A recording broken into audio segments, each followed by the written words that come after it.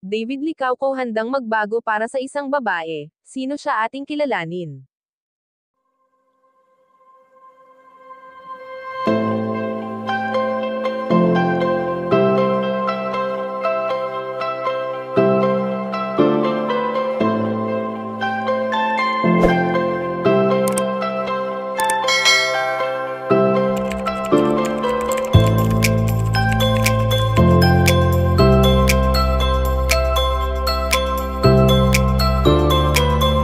Alam naman natin na walang tao na perpekto, lahat ay nagkakamali at normal lang ito sa isang tao.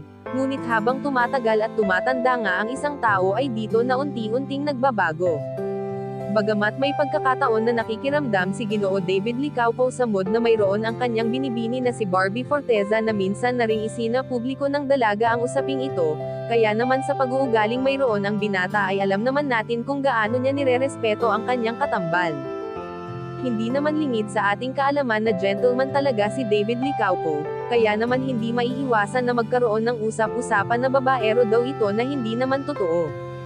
Sa kung ano nga ang pinasok ni Ginoo sa showbiz ay may isang pag-uugali ito na napansin ng karamihan at isa pa nga sa lubos na nakapansin nito ay ang babaeng palagi niyang nakakasama na si Barbie Forteza.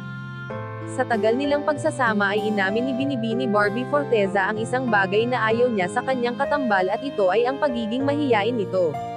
Kaya naman ayon sa aming impormasyon na nakalap na handang magbago si David Licauco para sa isang babae at dahil sa tulong ni Barbie Forteza ay unti-unti nang nakikita ng marami ang kilig at ngiti na malimit nitong itago at never pinagsisihan ng binata na sundin ang nais ng kanyang binibini.